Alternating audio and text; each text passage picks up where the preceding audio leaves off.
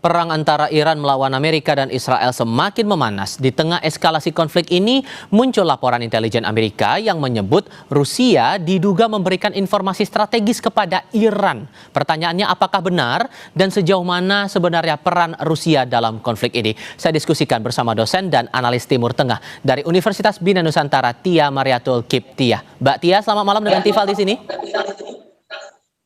Ya, selamat malam Mas Tifal. Ya, terima kasih sudah bergabung bersama kami.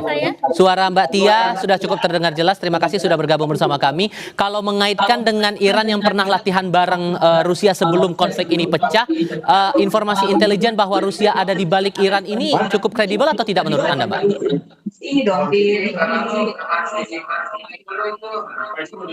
Mbak Tia? Halo Mas. Oke, suara saya terdengar ya Mbak ya? Bisa diulangi kembali Mas karena terputus-putus. Oke, begini, kalau mengingat lagi Iran pernah latihan bersama dengan Rusia sebelum konflik ini pecah, apakah laporan intelijen yang menyebut bahwa Rusia ini ada di balik Iran di tengah konflik yang memuncak sekarang cukup kredibel atau tidak menurut Anda?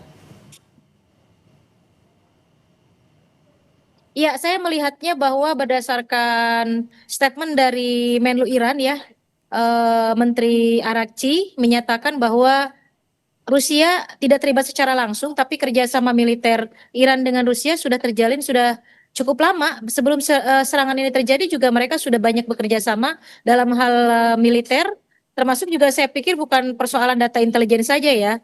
Dan ketika Iran menyerang titik-titik pasti Amerika Serikat dan tidak ada yang meleset, kemudian dituduh Rusia dengan Iran bekerja sama, memang mereka bekerja sama. Tapi ketika ditanya, Menlu Arakci ini tidak detail menyatakan komponen apa saja yang menjadikan mereka kerjasama begitu. Kalau Jadi memang kalau ada tuduhan itu memang benar dan mereka bukan hanya di persoalan data intelijen saya pikir, tapi juga termasuk dalam suplai rakitan ya. Kalau kita melihat beberapa rudal atau rudal balistik Iran yang memang sangat terkenal begitu ya, itu juga bisa jadi merupakan bagian dari kerjasama tersebut, Mas Tifal. Dan Anda menangkapnya motifnya, kalaupun itu benar Rusia ada di balik peran Iran di tengah konflik ini, motifnya buat apa? Apa untung yang didapatkan oleh Rusia?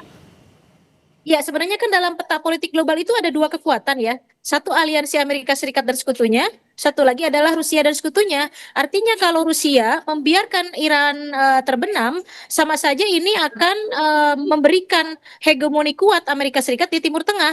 Cina dan Rusia itu, Mas Tifal, sangat berkepentingan besar untuk juga ikut dalam apa namanya mengekang hegemoni Amerika Serikat di Timur Tengah. Misal, saya berikan contoh bagaimana Cina juga berpartisipasi untuk mengurangi dominasi Amerika di Timur Tengah. Misalnya sekarang perusahaan-perusahaan Cina seperti Huawei itu sudah mencoba berinvestasi di Saudi Arabia. Jadi Saudi Arabia sekarang tidak lagi bertumpu semuanya terhadap investasi Amerika Serikat atau kerjasama dengan Amerika Serikat dalam masalah bisnis, tapi juga mereka membuka diri untuk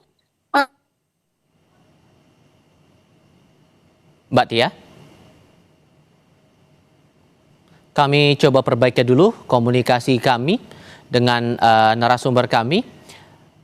Membahas lagi terkait dengan informasi intelijen yang menyebut Rusia ada di balik posisi Iran yang saat ini berada di tengah konflik ini. Mbak Tia, saya mau pastikan dulu suara saya terdengar jelas ya Mbak?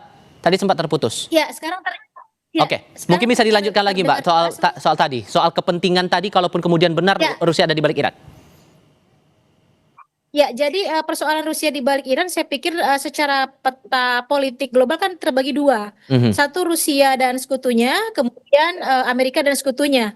Sudah jelas Rusia punya kepentingan besar bagaimana Iran ini tetap eksis di Timur Tengah.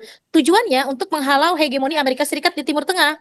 Dan saya pikir bukan hanya Rusia ya untuk menghalau kekuatan Amerika Serikat ini, termasuk juga Cina yang menjadi bagian sekutunya Rusia dan juga Iran, begitu.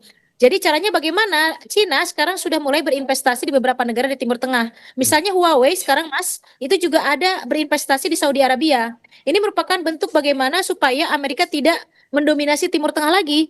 Dan jika Iran tidak ada, itu satu-satunya negara loh di Timur Tengah yang saat ini Iran ini menjadi penghalau atau batu sandungan bagi kepentingan Israel dan Amerika Serikat. Maka bagaimanapun caranya Rusia dan Cina itu harus menjadikan Iran tetap eksis. Kalau Iran hancur, kalau Iran tidak ada, sama dengan mereka juga tidak ada begitu. Jadi memang Rusia dengan Amerika Serikat tidak secara langsung berkonflik, tapi di belakang itu semua Rusia tetap menjaga dominasinya terhadap aliansinya juga. Dia juga melindungi aliansi sama seperti Amerika melindungi aliansinya. Maka Iran bagaimanapun caranya harus dijaga. Kalau Iran tidak ada, sama juga dengan mereka tidak ada. Sama atau dengan Amerika juga menjaga Israel sedemikian rupa. Karena buat Amerika kalau Israel tidak ada di Timur Tengah sama dengan menghalau Amerika kepentingannya di Timur Tengah begitu. Jadi masing-masing dua kekuatan ini menjaga satu sama lain.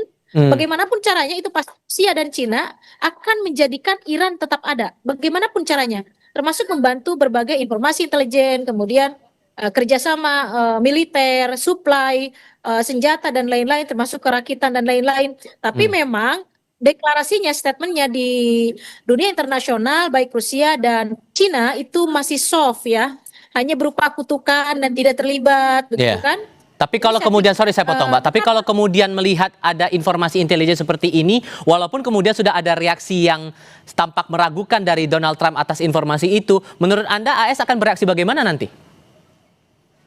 Nah itu dia, saya berharap sih mundur ya, kalau tahu Rusia dan Cina terlibat, harusnya Amerika Serikat pelan-pelan menghentikan serangannya terhadap Iran dan Iran juga tidak melakukan retaliation lagi. Didasari oleh apa Anda mengatakan lebih baik mundur saja AS ini?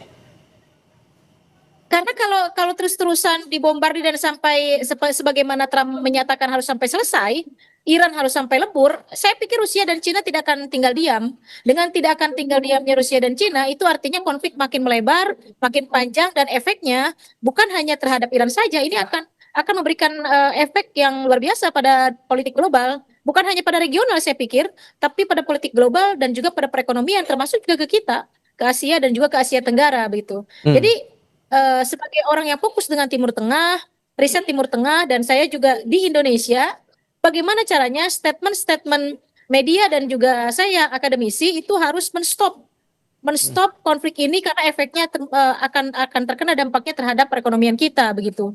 Mudah-mudahan ya, mudah-mudahan kalau tahu Rusia terlibat harusnya US mundur karena ini akan menjadi besar begitu ya.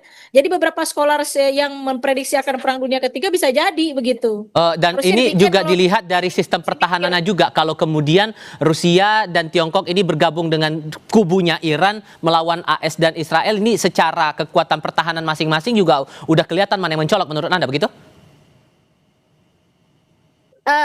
Sebetulnya kalau langsung tidak akan, itu tidak akan terjadi kalau langsung.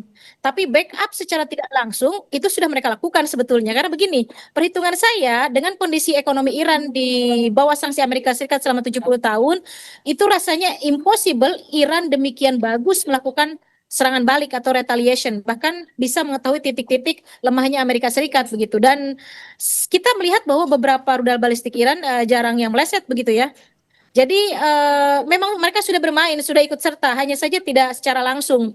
Secara perhitungan kekuatan, tentu kalau face to face Amerika dengan Iran jauh, Amerika di atas Iran 4 kali lipat dari jumlah personel tentaranya saja 1,3 juta kalau tidak salah dari pihak Amerika, sementara Iran hanya 500 sampai 600 personel. Ini dari segi jumlah tentaranya sudah jauh, belum kekuatan dari segi kapal induk dan lain-lain itu jauh sekali. Kalau dari kita melihat dari dua negara ya, tapi kalau digabungkan, wah itu dahsyat Mas. Jangan sampai terjadi lah, sampai terjadi. Jangan sampai terjadi karena punya cadangan minyak, ya. Karena banyak hal juga yang terdampak di sini, apalagi cadangan minyak hanya 20 ya. Itu dia, itu yang Anda sebutkan tadi, masalah cadangan minyak dan aspek ekonomi banyak negara terdampak di sini. Mbak Tia, terima kasih banyak ya sudah mau berbagi pandangan bersama kami kali ini. Sehat selalu Mbak, selamat malam. Di tengah perang, Presiden Amerika Serikat Donald Trump